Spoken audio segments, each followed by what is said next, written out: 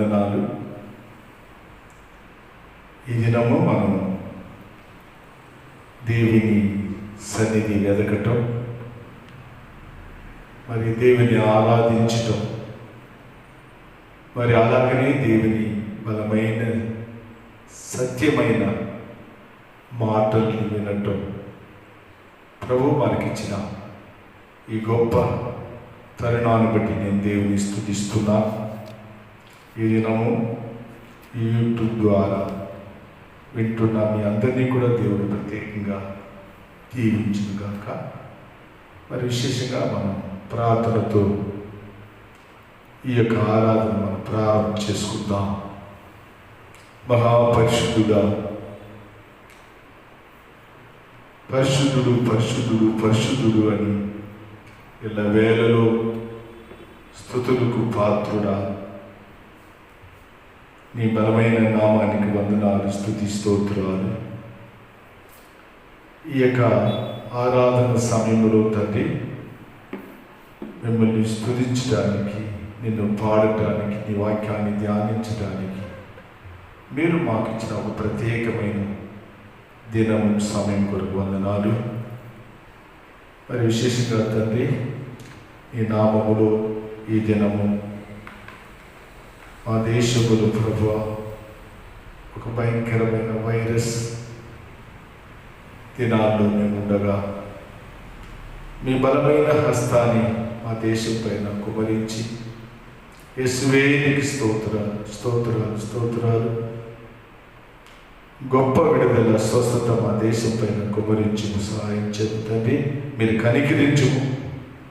నీ నామములో ఈ ఉదయకాల సమయమున మీ వైపు చూసి ప్రార్థన చేస్తున్నాను. అధికారుల కొరకు, మమ్మల్ని పరిపాలిస్తున్న ప్రభా ప్రతి వారి కొరకును, డాక్టర్లు ఏమి ప్రభువా మరి స్తోత్రం. ఈ యొక్క వ్యాధితో బాధపడుతున్న వారి కొరకు మరి విశేషంగా యేసయ్యానికి స్తోత్రం.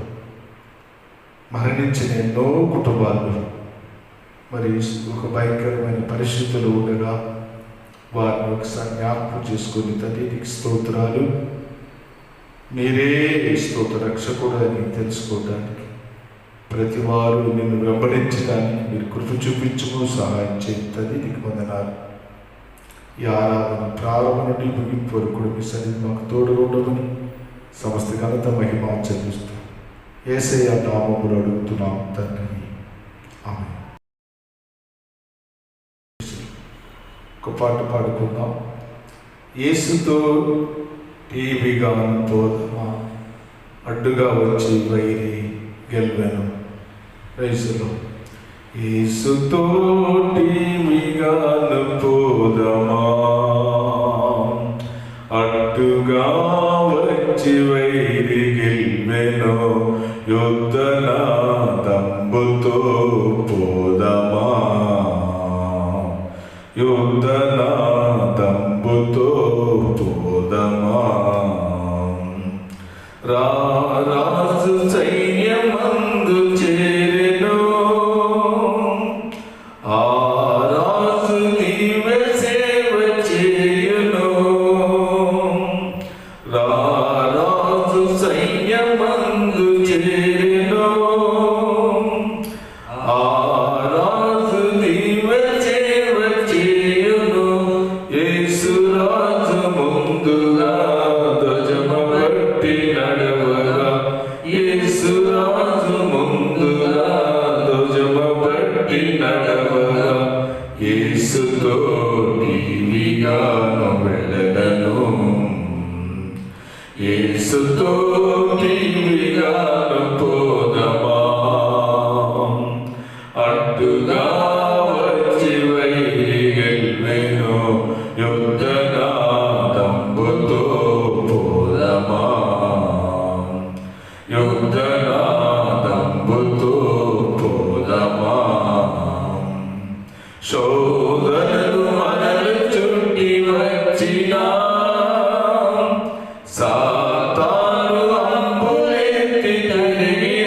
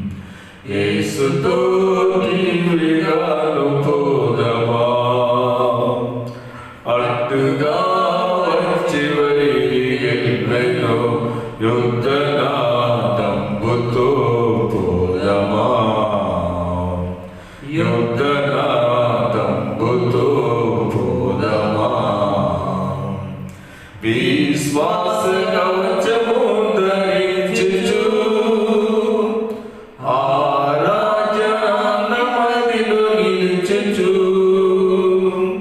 విశ్వాస కవచము ధరించుచు ఆరాధన మదిలో నిలుచుచు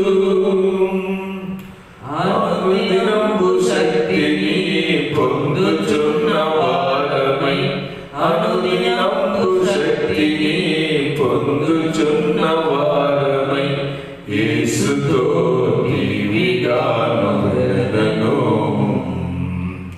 యేసుతో దివిగాను పోదమా అడ్డుగా వచ్చి వెల్మెను యుద్ధనాదంబుతో పోదమా యుద్ధనాదంబుతో పోదమా. దేవునికి మహిమ కలుగుగాక. ఈరోజు యేసు ప్రభు యొక్క పునరుద్ధాన దినాన్ని జ్ఞాపకం చేసుకొని మరి చాలామంది మనం దేవుణ్ణి ఆరాధిస్తున్నాం. దేవునికి మహిమ కలుగుగాక. అవును, నిజమే. యేసు జన్మము కంటే యేసు మరణము కంటే యేసుక్రీస్తు యొక్క పునరుద్ధాన దినం చాలా విలువైనవి. ఎందుకంటే యేసు జన్మించాడు, యేసు మరణించినాడు, లేచాడు. అలాగనే ప్రతి మనిషి జీవితంలో కూడా పుడతారు, మరణిస్తారు, కానీ ఎవరు లేచిన మరి చరిత్ర లేదు కనుక యేసు ప్రభు ప్రాణంతో లేచాడని ఆ యొక్క పునరుద్ధాన దినాన్ని మనం అందరూ కూడా జ్ఞాపకం చేసుకుంటున్నాం. దేవునికి మహిమ కలుగుగాక. యేసుక్రీస్తు నిజంగా ఆయన పునరుద్ధానుడై లేచాడని మరి కొన్ని మాటల్ని, కొన్ని సంభవాన్ని, లేకపోతే కొన్ని సాక్ష్యాన్ని మనం గమనిస్తున్నప్పుడు దీంట్లో ఒక ప్రత్యేకత ఉన్నవి అని చెప్పి మనమందరూ కూడా ఈ విషయంలో మనం గమనించవలసిన వారై ఉన్నాం. యేసు ప్రభు ఆయన జీవించి తన సేవ చేసే సమయంలో ప్రవచనంగా కూడా చెప్పాడు. ఆయన మరణించడానికి ముందు నేను ఈ విధంగా మరణం పొందబోతున్నాను అని చెప్పిన ప్రవచన మాటలు ఒకసారి మనం గమనించాలి. రెండవది మనం చూసినట్లయితే యేసుక్రీస్తు నిజంగా ఆయన పునరుద్ధానుడి లేచాడని మరవలేని సత్యాన్ని మనకు బోధించడం గమనిస్తున్నాం. మూడవది మనం గమనించినట్లయితే యేసు ప్రభు నిజంగా పునరుద్ధానుడే లేచాడని దేవుని దూతలు కూడా ఆయన గురించి లేచాడన్న సంగతిని కూడా మనం బైబిల్లో గమనిస్తున్నాం.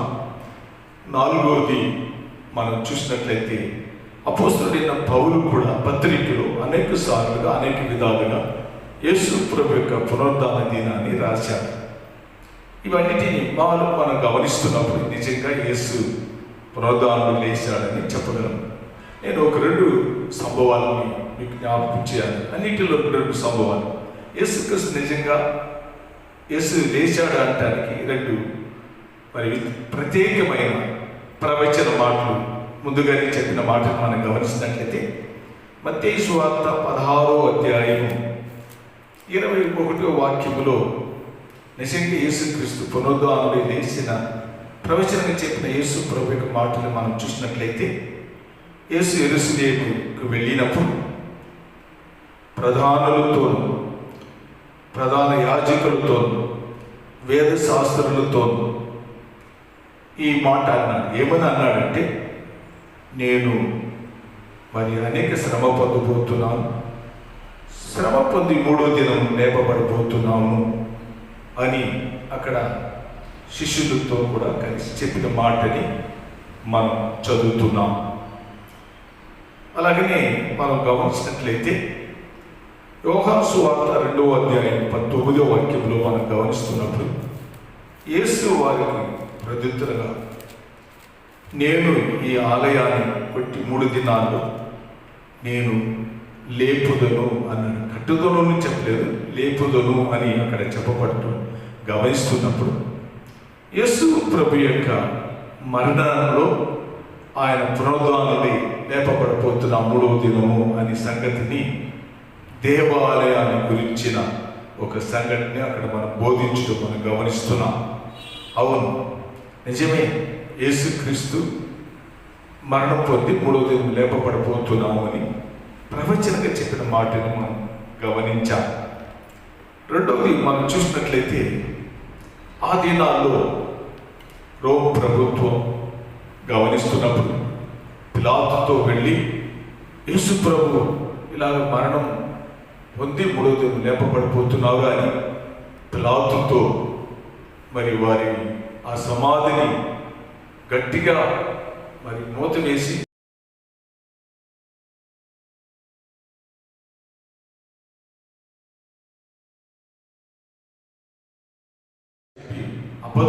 అబద్ధం చెప్తారు అని, కాబట్టి మనం దాన్ని చాలా జాగ్రత్త కలిగి చేయాలన్నప్పుడు దానికి కూడా ఇక్కడ చెప్పబడిన ఒక ప్రధానమైన ఆధారాలు మనం గమనిస్తున్నాం.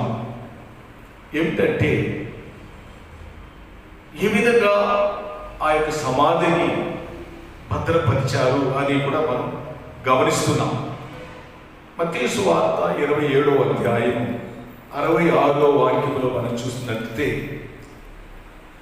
ఆ యొక్క పిలాతు, మీరు వెళ్ళి ఆ బండ మీద యేసు ప్రభు సమాధి వేసి మోయబడిన బండ మీద ముద్ర వేయుడి. రెండవది అక్కడ చూసినట్లయితే, కావలి వారిని కూడా వారికి సమాధిని కాపలు ఉంచడానికి వారిని కావలి వారిని పెట్టారు. అలాగే మూడవది మనం గమనించినట్లయితే, ఆ సమాధిని భద్రపరచుడి అని చెప్పటం మనం గమనిస్తున్నాం. దేవునికి మహిమ కలుగుగాక. రెండవ సంభవాన్ని మనం ఒకసారి దేవుని వాక్యం ద్వారా మనం గమనించినట్లయితే, లూకాసు వార్త 24వ అధ్యాయం 39వ వాక్యంలో మనం గమనించినట్లయితే, యేసు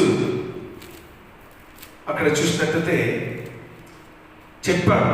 ఆయన లేచిన తర్వాత, యేసు పునరుద్ధానుడై లేచిన తర్వాత తన శిష్యులకి మరి అనేకులకి ఆయన, నేను ఇలాగ లేచానని ఏమని చెప్తున్నాడంటే, నన్ను చూడుడి, నా చేతులు చూడుడి, నా కాళ్ళు చూడుడి, నన్ను తాకి మీరు చూసినట్లయితే నిజంగా ఈ యొక్క ఆత్మకి, ఒకవేళ లేచినది ఆత్మ అని మీరు అనుకున్నట్లయితే, ఆత్మకి శరీరము మాంసం ఉండదు కదా, ఎముకలు ఉండదు కదా అని చెప్పి, నేను ప్రాణంతో లేచానని అక్కడ తన కార్యాన్ని రుజువుపరచడం మనం గమనిస్తున్నాం. ప్రియ దేవుని బిడ్డలారా, మన దీంట్లో నుండి మనం చెప్పబడిన కార్యాన్ని మనం గమనిస్తున్నప్పుడు, తోమా కూడా నమ్మలేకపోయాడు. అప్పుడు తోమా కూడా యోహాను సువార్త 20:20లో మనం గమనిస్తున్నప్పుడు తోమా కూడా ఏమన్నాడంటే, నేను చెయ్యి వేసి నీ గాయంలో చూస్తే తప్ప నేను నమ్మను అన్నాడు. అక్కడ చూసినట్లయితే నిజంగా వారు తమ చేతులు పెట్టి వారికి చూపించినప్పుడు నిజంగా వారు సంతోషించి అని అక్కడ గమనిస్తున్నారు. యేసు ప్రభు లేచాడు అనడానికి ఆయన నిజంగా ప్రాణంతో చూసిన సంభవాన్ని మనం ఇక్కడ వాక్యం ద్వారా మనం గమనిస్తున్నాం. అయితే దీని ద్వారా మనకు మనం ఈ మాటలో గమనిస్తున్నాం, యేసు నిజంగా లేచిన సంగతిని అక్కడ మనకు ఆధారంగా చెప్పబట్టు మనం గమనిస్తున్నాం. దేవునికి మహిమ కలుగును గాక. అక్కడ మూడవది మనం గమనించినట్లయితే, యేసు నిజంగా మరి లేచాడని దేవుని దూతలు కూడా సమాధితో వచ్చి వెదికిన వారికి దేవుని దూతలు చెప్పిన మాటని మీరు ఒకసారి లోతుగా ఆలోచన చేసినట్లయితే, మత్తయి సువార్త 28వ అధ్యాయం 6వ వాక్యం ఒకసారి మనం చదివినట్లయితే మనం కొంచెం వాక్యాన్ని చదువుదాం. మత్తయి సువార్త 28వ అధ్యాయం 6వ వాక్యం. ఆయన ఇక్కడ లేడు, తాను చెప్పినట్టే ఆయన లేచి ఉన్నాడు. రండి, ప్రభువుని పండుకొనిన స్థలము చూచి త్వరగా వెళ్ళి ఆయన మృతులో నుండి లేచి ఉన్నాడని ఆయన శిష్యులకు తెలియజేయండి. దేవునికి మహిమ కలుగును గాక. అక్కడ మనం గమనించినట్లయితే అక్కడ ఉండే స్త్రీని చూసి దేవుని దూత వారి వైపు చూసి ఆయన చెప్పినట్టుగానే ఆయన పునరుద్ధానుడు లేచాడు, ఆయన పెట్టిన స్థలం వచ్చి చూడుడి, అది ఖాళీగా ఉండటం దేవుని దూత వారికి చూపించటం అని ఆ వాక్యం చెప్పటం మనం గమనిస్తున్నాం. దేవునికి మహిమ కలుగును గాక. అలాగనే ఒకసారి దేవుని దూత చెప్పిన మాటలు మరొకసారి మార్కు సువార్త 16వ వాక్యంలో చూసినట్లయితే అక్కడ ఒక యవనస్తుడు మరి చూసినట్లయితే కుడిపక్క ఉండేవారిని చూసి వారు భయపడారు. ఆ భయపడుతున్నప్పుడు సిలువలో కొట్టబడిన నజరుడైన యేసుని మీరు వెతుకుతున్నారు, ఆయన ఇక్కడ లేదు, ఆయన మీకు చెప్పినట్లుగానే మీకు ముందు గలిలయకు వెళ్ళాడు, లేచి వెళ్ళాడని సంగతిని అక్కడ దూతలకు చెప్పటం మనం గమనిస్తాం. ఈ సంభవంలో మనం చూస్తున్నప్పుడు ఈ సంభవాన్ని మనం ఒకసారి ఆలోచన చేసి చూసినప్పుడు దేవుని దూత కూడా యేసు ప్రభు లేచాడని సంగతిని అక్కడ మనం బోధించడం గమనిస్తున్నాం. 4వది మనం చూసినట్లయితే పత్రికలో కూడా అపోస్తలుడైన పౌలు మనకు రూఢిగా చెప్పబడిన మాటల్ని మనం ఒకసారి గమనించినట్లయితే రోమపత్రిక 1వ అధ్యాయం 5వ వాక్యంలో ఒకసారి మనం గమనిస్తున్నప్పుడు అక్కడ పౌలు గారు నిజంగా దావీదు సన్నిధిలో పుట్టినవాడు. ఆయన దేవుని మరి చూసినట్లే దేవుని యొక్క కుమారుడు అని ఆయన బలంగా రూపింపబడిన దేవుని యొక్క కుమారుడు లేచిన దేవుని యొక్క కుమారుడు అని చెప్పి పౌలు గారు చాలా వివరంగా మరి అక్కడ మనకు బోధించడం మనం గమనిస్తున్నాం. లైక్ రోమపత్రిక 4:25లో మనం గమనించినట్లయితే ఆయన మన పాపముల కొరకు ఆయన ఏం చేస్తున్నాడంటే కొట్టబడి ఆయన అప్పగింపబడి ఆయన నీతిమంతుడుగా లేపబడును అని అక్కడ మనం గమనించాం. ఆయన లేచాడు, నీతిమంతుడుగా లేపబడిను అని చెప్పిన మాటను ఒకసారి గమనిస్తే యేసు నిజంగా నీతిమంతుడుగా మరి మన పాపముల కొరకు ఆయన లేపబడినాడు అని మనం కూడా గమనిస్తున్నాం. రోమపత్రిక 10:9 వాక్యములు మీరు ఒకసారి గమనిస్తుంటే రోమపత్రిక 10:9 వాక్యములు మీరు చూసినట్లయితే యేసుక్రీస్తుని ఎవరైతే తన నోటితో ఒప్పుకుంటున్నాడో, నిజంగా ఒప్పుకోవడం మాత్రం కాదు, ఈ మాటలు దయచేసి వినాలని నేను కోరుతున్నా. మన యేసు ప్రభు తన నోటితో ఒప్పుకోవటం మాత్రం కాదు, కానీ దేవుడు అతన్ని మరణంలో నుండి లేపినాడు అని మీ హృదయంలో ఎప్పుడైతే నువ్వు విశ్వాసిస్తున్నావో అప్పుడు నువ్వు రక్షింపబడుతున్నావు. ప్రతి మానవుని యొక్క రక్షణానికి పునరుద్ధానపు శక్తి చాలా విలువైన మాటలు అని మనం గమనిస్తున్నాం. కాబట్టి ఈ రోమపత్రికలు చదివినట్టుగా ఎవరైతే తన నోటిలో దేవుని కుమారుడు దేవుడు 3వ దినం లేపాడని ఎవరైతే విశ్వాసిస్తున్నారో వారందరూ కూడా రక్షింపబడుదురు అని చెప్పటం మనం గమనించాం. అవును, మీరు నిజంగా దేవుని సత్యాన్ని మనం గమనించినట్లయితే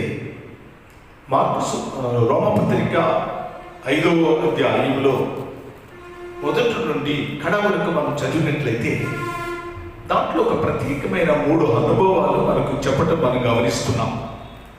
ఒకటి ఏమో ఎవరైతే విశ్వాసిస్తున్నారో, నిజం యేసు ప్రభు మరణం నుండి లేపాడని ఎవరైతే విశ్వాసిస్తున్నారో వారిలో నీతి, దేవుని నీతి వారికి కలిగి వారు సమాధానం పొందగలరు అని మొదటి వాక్యం నుండి 11వ వాక్యం వరకు మీరు గమనించి చదివినట్లయితే అక్కడ మేలు ఉన్నది. విశ్వాసించేవారు, లేపిన యేసు ప్రభుని నిజంగా విశ్వాసించే వారికి భూమి పైన సమాధానం అంతతో కూడా కాదు, వారి ఆశీర్వాదానికి పాత్రలు అవుతున్నారని మనం గమనిస్తున్నాం. నీతి వారిలో ప్రవేశిస్తుందని మనం గమనిస్తున్నాం. అలాగే 12వ వాక్యములో నుండి మనం 16వ వాక్యం వరకు మనం గమనించినట్లయితే ప్రతి మనిషి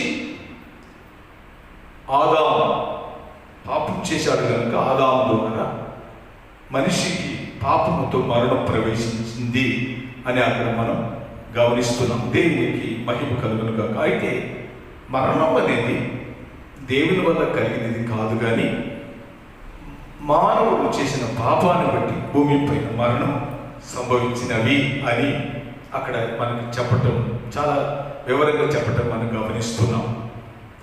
అయితే ఈ మరణంలో నుండి ప్రతి మనిషికి మనం 17వ వాక్యం నుండి మనం చూసినట్లయితే ఇలాంటి మరణంలో వారు చేసిన ప్రతి పాపం చేసిన మరణంలో ప్రతి మానవునికి ప్రవేశించిన ఈ మరణంలో ఒక నిత్య జీవము ప్రవేశించడానికి యేసే ఆయన కారకుడు. యేసే మరణం నుండి లేచిన దేవుడు కాబట్టి ఆయనను విశ్వాసించే వారికి అలాంటి పునరుద్ధానపు శక్తి వారికి ప్రవేశిస్తుందని అక్కడ 3 సంభవాల్ని మనం గమనిస్తున్నాం. దేవునికి మహిమ కలుగును గాక. ఇక్కడ మనం చూసినట్లయితే మరి విశ్వాసాన్ని బట్టి దేవుని యొక్క కృప ఆ యొక్క ప్రతి మనిషికి దేవుడు స్థిరపరచి వారిలో దేవుని మహిమ కలిగిన కార్యాలు చేయటానికి యేసయ్య భూమి పైన మన కొరకు వచ్చాడని మనం గమనిస్తున్నాం. రోమపత్రిక 5:2లో మీరు ఒకసారి గమనించినట్లయితే మనం కృపలో ప్రవేశించడానికి విశ్వాసం అవసరం. ఎప్పుడైతే విశ్వాసములో మనం నిలిచి ఉండి దేవుని కృపను మనం పొందుతున్నామో అప్పుడు దేవుడు మనలో మహిమ కలిగిన కార్యాలు, ఆశీర్వదించే కార్యాలు మనం చేయటానికి తన తండ్రి అయిన దేవుడు తన కుమారుని లోకానికి పంపించిన విధానాన్ని మనం గమనిస్తున్నాం. పాపం వల్ల మరణం వచ్చింది కనుక క్రీస్తు ద్వారా ప్రతి మనిషికి ఆయన కృపను బట్టి మనం విశ్వాసించినట్లయితే మరి అలాంటి జీవములో ప్రవేశించి ఒక దేవుని మహిమ కలిగిన కార్యాలు దేవుడు చేయగలిగిన వాడే ఉన్నాడని మనం గమనిస్తున్నాం.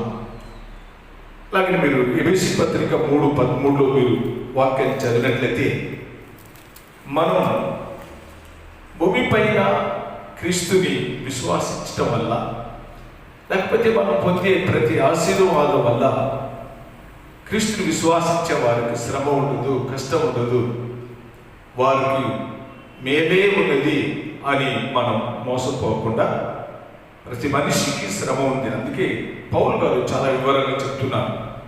మనం చూసినట్లయితే అక్కడ వాక్యం చూసినట్లయితే మనకు వచ్చే ప్రతి సమస్యలో మనం సమస్య లెక్క మనం కనిపెట్టాలి అని మనం గమనిస్తున్నాం. ఎఫెసీ పత్రిక 3వ అధ్యాయం 13వ వాక్యం ఒకసారి మనం చదివినట్లయితే అక్కడ వాక్యం మనకు వివరంగా చెప్తుంది. కాబట్టి మీ నిమిత్తమైన నాకు వచ్చిన శ్రమలను చూసి పౌలు గారు రాస్తున్నారు. మీ నిమిత్తమై, విశ్వాసం నిమిత్తమై ఆయనకు వచ్చిన ప్రతి శ్రమలో మీరు అధైర్యపడవద్దని వేడుకొనుచున్నాను. ఇది మీకు మహిమకరములై ఉన్నవి. మీకు మహిమకరమై ఉన్నవి. స్తోత్రం. దేవునికి మహిమ కలుగును గాక. ఒక మహిమ కలిగిన ఆశీర్వాదాన్ని ఎక్కడి నుండి వస్తున్నాడు అని పౌలు గారు రాస్తున్నారంటే అక్కడ చూసినట్లయితే మీ ద్వారా, ఎందుకంటే మీరు ఎప్పుడైతే యేసు ప్రభుని విశ్వాసిస్తున్నారో రోమ్ ప్రభుత్వం మమ్మల్ని వేశారు కాబట్టి మీరు విశ్వాసించిన బట్టి మమ్మల్ని సెలవేసినా అది మీ జీవితానికి మీరు స్థిరపడి నిలబడినప్పుడు, మీరు విశ్వాసంలో స్థిరపడి నిలబడినప్పుడు అది మహిమ కలిగిన కార్యాలు చేయగలిగిన ఒక గొప్ప ప్రభావం అక్కడ ప్రతి విశ్వాసంలో నెరవేర్చబడుతుంది అని అక్కడ పౌలు గారు చెప్పడం మనం గమనిస్తున్నాం. దేవునికి మహిమ కలుగును గాక. కాబట్టి ఈ దినాల్లో విశ్వాసం అనేది ఏదో మన నోటుతో ఒప్పుకోవటం మాత్రం కాదు, కానీ నోటుతో ఒప్పుకొని మనం దేవుని యొక్క కృప పొందటానికి మనం ఏమేమి ఉండాలంటే క్రియ రూపంగా దేవుని వెంబడించే వారిగా ఉండాలి. యేసు ప్రభుని వెంబడించే వారిగా ఉండాలి. అది అక్కడ వాక్యం చెప్పబడుతుంది.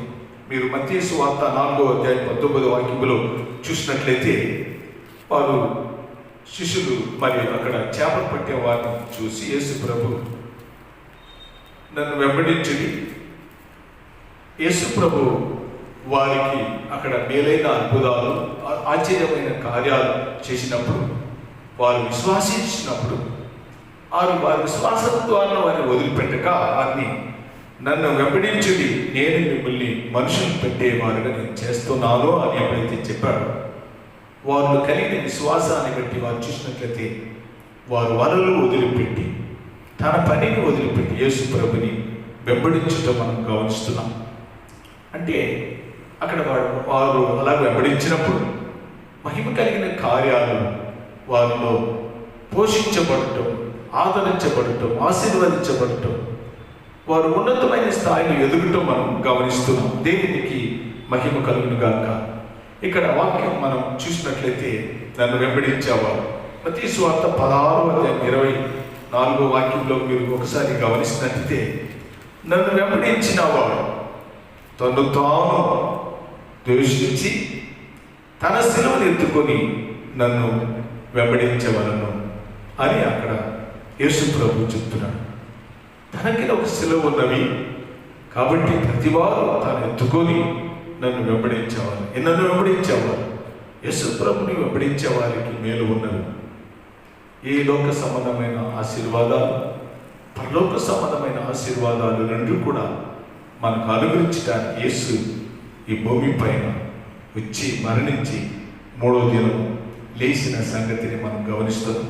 ప్రియ దేవుని బిడ్డలారా, ఈ మాటలు మీరు ఎంతవరకు మనం గమనించినప్పుడు నిజంగా యేసు మరణించటం 3వ దినం లేయటం ఎందుకంటే ఆయన విశ్వాసం కలిగి జీవించే వారికి మరణం ఉండదు. ఆదాము ద్వారా ప్రతి మనిషికి వచ్చిన పాప మరణములో నుండి ప్రతి మనిషిని విమోచించడానికి యేసు నిజంగా మనం ప్రేమించాడు. యెహోవా దేవుడు ప్రేమించి తన కుమారుని లోకానికి పంపించి ఆయన మరణించి 3వ దినం లేచాడని సంగతిని మనం గమనిస్తున్నాం. అవును, ఈ దినాల్లో మనము కూడా అలాంటి విశ్వాసం కలిగి యేసు ప్రభుని వెంబడించడం అవసరం. అప్పుడు వెంబడించినప్పుడు వారికి కొన్ని సిలువలు ఉన్నవి. వారు సిలువను ఎత్తుకొని నన్ను వెంబడించవలను అని అన్నాడు. ఒక కష్ట శ్రమలు ఉన్ననా అది శ్రమలుగా కాక అది వారికి ఆశీర్వాదంగా, మహిమగా, మరి అనేకుల్ని సాక్ష్యం అనుభవం కలిగిన వారుగా దేవుడు మార్చడానికి యేసయ్య మనల్ని వెదకి వచ్చిన దేవుడు అని నిజంగా మనం చెప్పగలం. యేసు లోకానికి ఎందుకు వచ్చాడంటే నశించిన దానిని వెదకి రక్షించుటకు యేసు మనల్ని వెదకి వచ్చాడనే సంగతిని మరొక మనం కూడా విశ్వాసించి ఆయన వెంబడిస్తాం, ఆయన సన్నిధికి వెళదాం. ఆయన సత్యములో మనం పరిశుద్ధపరచబడి దినదినం అభివృద్ధిపరచబడి దేవునిలో మహిమ కలిగిన కార్యాలు మనం పొందడానికి ప్రభు మనల్ని ఆహ్వానిస్తున్నాడు. మనం సిద్ధ కలిగి ఆ అనుభవానికి వెళ్ళటానికి ప్రభువే మనకు సహాయం చేసినగాక. ప్రార్థన చేసుకుందాం. మహాపరిశుద్ధుడా, స్తుతుల మధ్యలో నివాసం చేస్తున్నాం తండ్రి. నీ నామానికి మహిమ ఘనత సమస్తం ఆరోపించి తండ్రి, ఈ యొక్క సమయంలో అయ్యా మీరు లోకములో ఎందుకు వచ్చావు, మరణించావు, 3వ దినం లేచావు అనే సంగతిని మీ వాక్యం ద్వారా మేము నేర్చుకోవటానికి ప్రభువా మీరు మాకు ఇచ్చిన ఈ మంచి సమయాన్ని బట్టి నీకు వందనాలు, స్తుతి, స్తోత్రాలు. ఎవరెవరైతే ప్రభు వింటున్నారో వారి జీవితంలో మహిమ కలిగిన కార్యాలు చేయమని యేసువే నీకు స్తోత్రాలు. ఒక పునరుద్ధానపు జీవం కలిగిన ప్రభు ఆత్మ ప్రతి వారిలో ప్రభువా మీరు రూపింపబడే విధంగా ప్రతి వారిని మీరు అభిషేకించి రక్షించమని ప్రభువా మీ సన్నిధిలో మేము ప్రార్థన చేస్తున్నాం. యేసయ్యానికి వందనాలు ప్రభు. మరి విశేషంగా మరొకసారి మా దేశాన్ని మరి భయంకరమైన పరిస్థితులు, కరోనా వైరస్ వల్ల మా దేశం భయపడుతుండగా ప్రతి బైబిల్లో విడుదల పొంది ప్రతి వారు స్వస్థ పొందే విధంగా అయ్యా మీ గాయపడిన హస్తాన్ని మా దేశంపై మీరు ప్రభువా మీరు స్తోత్రం దీవించిన మీ హస్తాన్ని చాపమని మీ వైపు చూసి ప్రార్థన చేస్తున్నాం. మీకు ఈ సమస్త ఘనత మహిమ చెల్లిస్తూ యేసయ్య నామములో అడుగుతున్నాం తండ్రి, ఆమేన్. నా ప్రాణమా యెహోవాను సన్నిధించు. నా అంతరంగంలో ఉన్న సమస్తమైన పరిశుద్ధనామాన్ని సన్నిధించు. నా ప్రాణమా యెహోవాను సన్నిధించు. అచ్చిష్ట ప్రకారంలో దేనిని ఆమేన్. మన తండ్రి అయిన దేవుని యొక్క ప్రేమ, కుమారుడైన యేసుక్రీస్తు యొక్క కృప, పరిశుద్ధాత్మిక సన్నిధి తోడు మనందరితో ప్రభు రాకడ పర్యంతం ఎన్నడూ తోడుండును గాక. ఆమేన్.